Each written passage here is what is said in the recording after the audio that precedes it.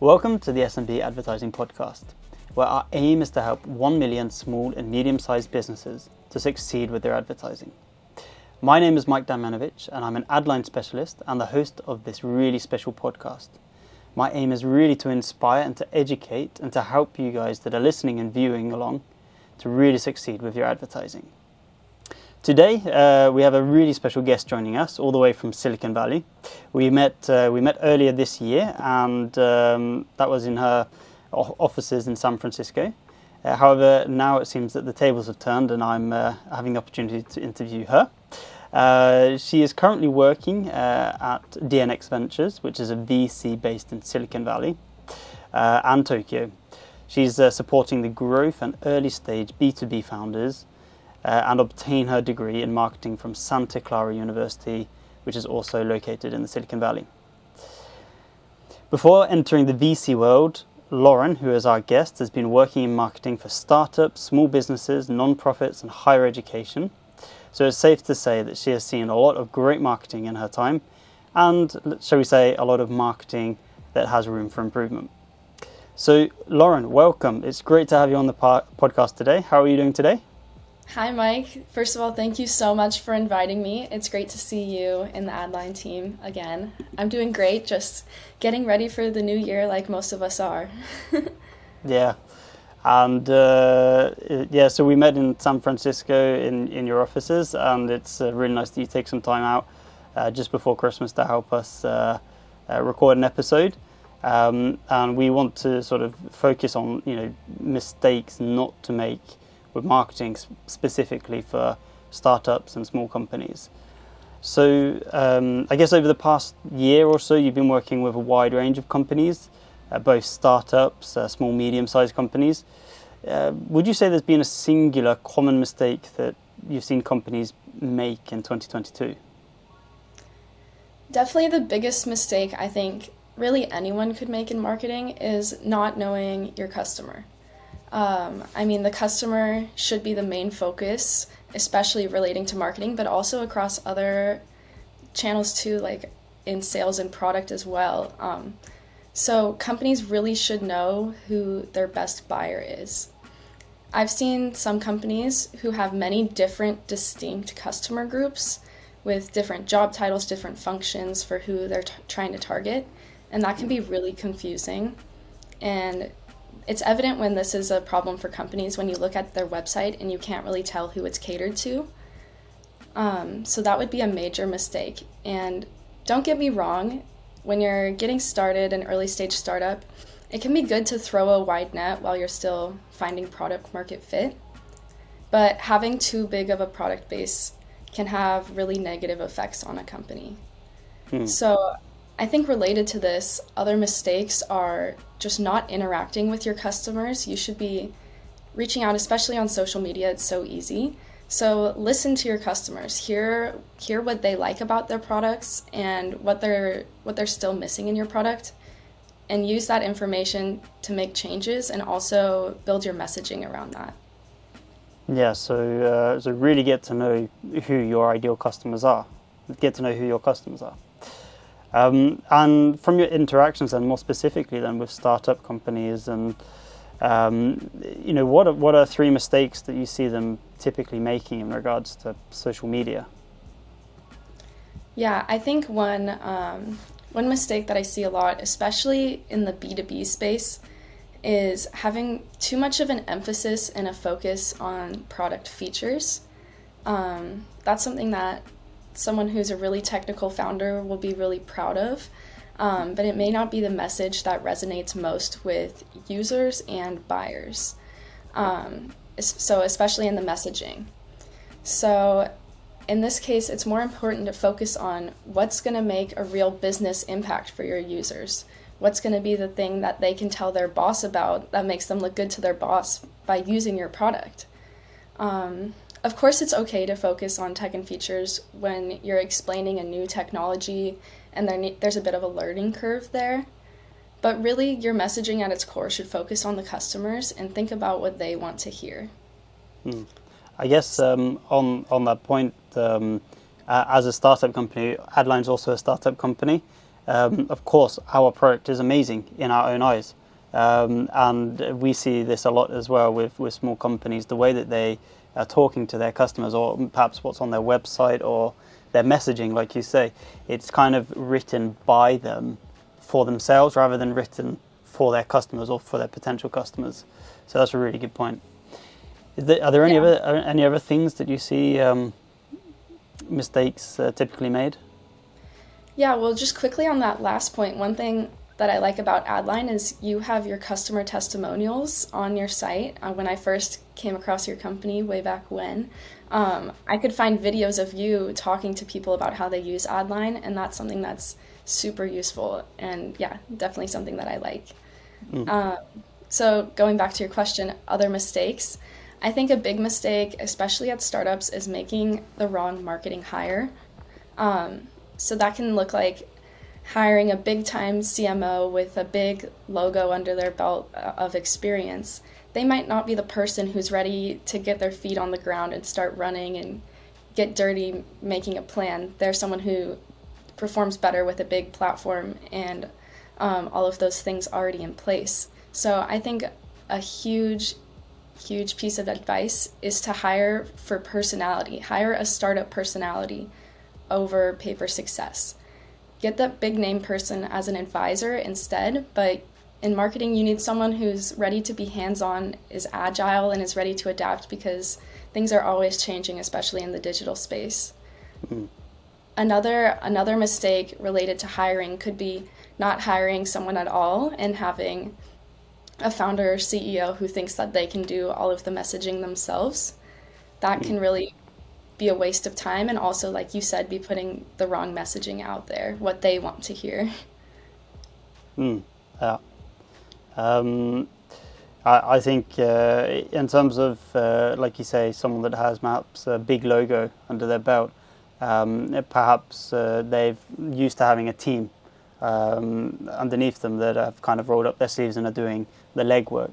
But certainly our experience from working in a startup is you have to roll your sleeves up, and you have to be there communicating with customers. You have to be out there, doing the work yourself. So that's a really, really good point. Is there anything else that you've seen that's worth mentioning? Yeah, definitely. And to the previous point of finding the right personality, if you're listening to this podcast and are thinking like, wow, I could use someone like that, I know a few contacts and would be happy if you've reached out to me. I'm happy to make connections. So a final mistake that startups and small businesses make is not being accessible. In this day and age, everyone's online. I think I saw the other day that 5 billion people have access to internet now. So you really can meet people where they are with your messaging, and you want to make sure that you're hitting them with the right message when you do find them. So keep it simple and clean. If you can't describe what you and your company do in a sentence or in 5 words, you really should think through like what your core value is. People have really short attention spans now with TikTok and Instagram Reels taking off so much. So you really need to be able to get to the core of your value in a few words.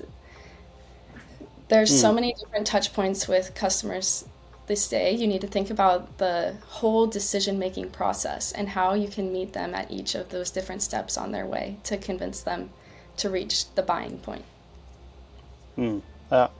So, I mean, there we have 3 mistakes that you've seen, and I guess that also goes very much hand in hand in what we've seen at Adline, focusing on tech and features over the actual business impact that your product can do. First, using messaging that I want to use rather than the messaging that is good for that is pertinent to the customer.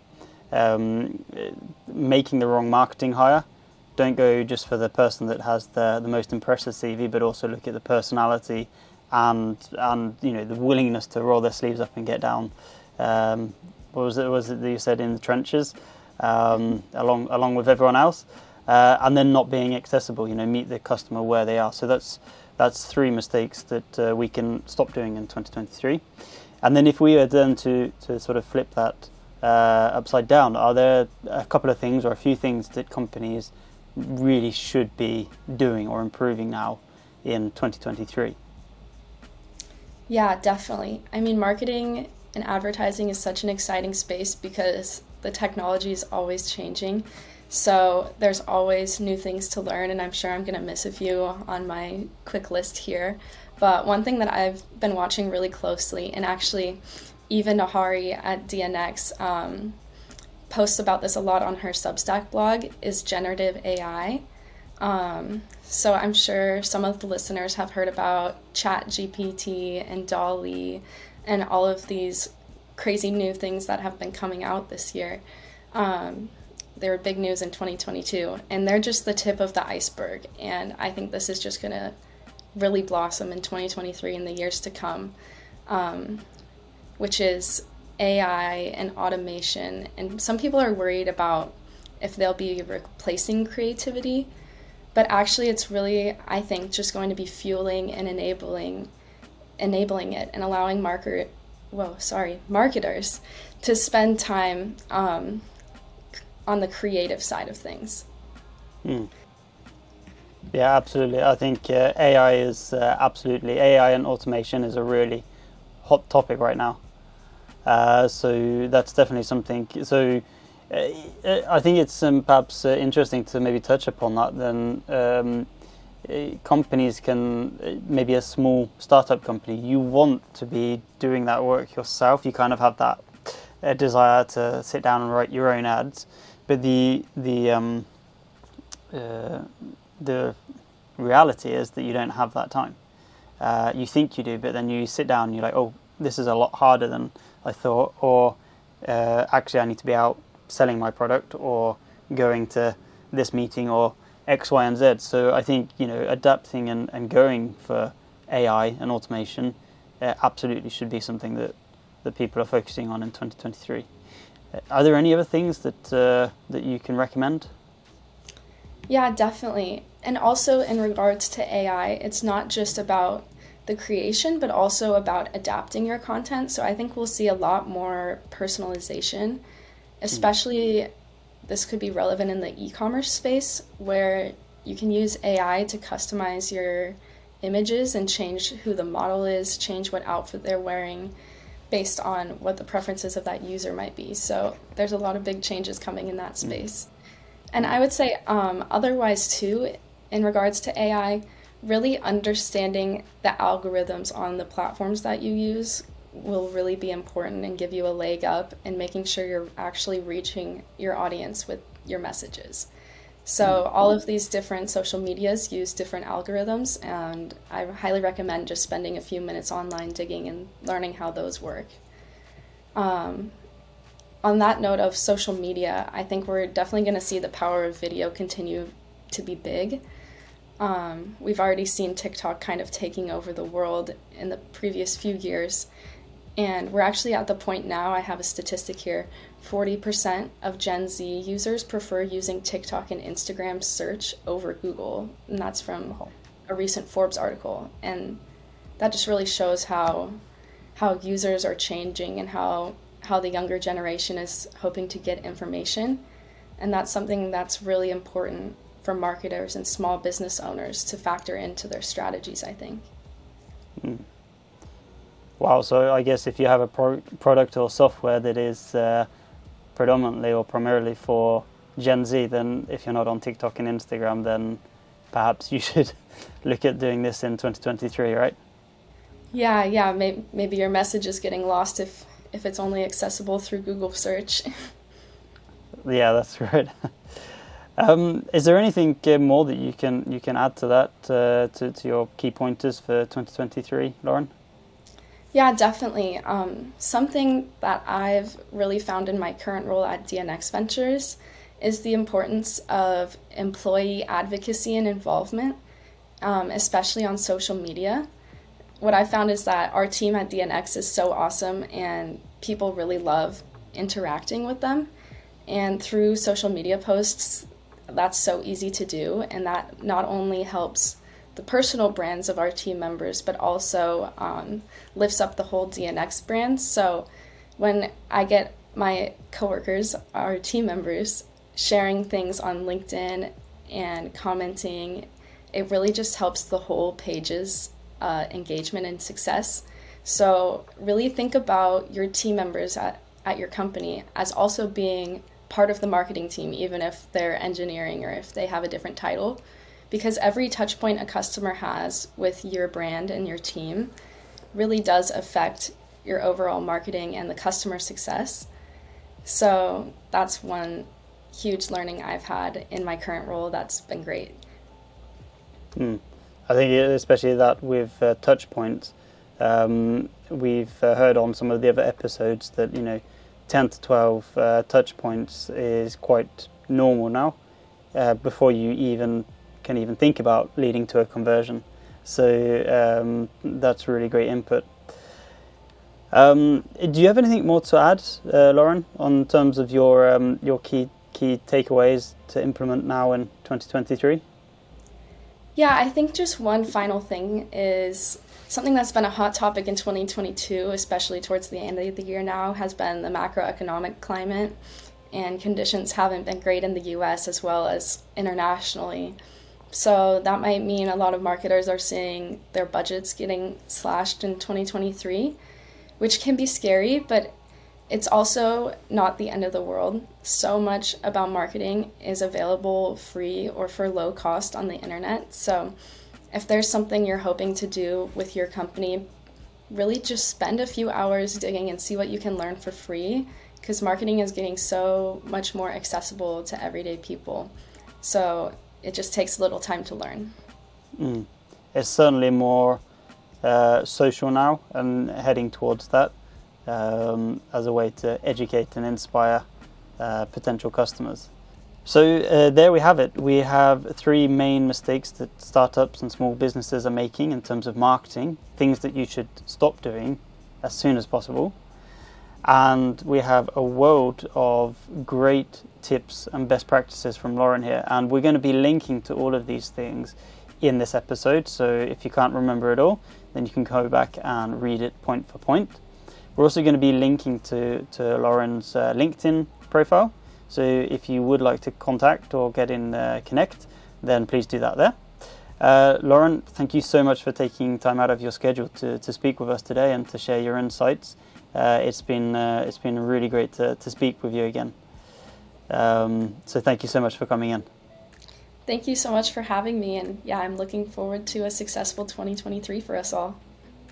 Perfect. Thanks very much for listening, guys, and take care and see you next time.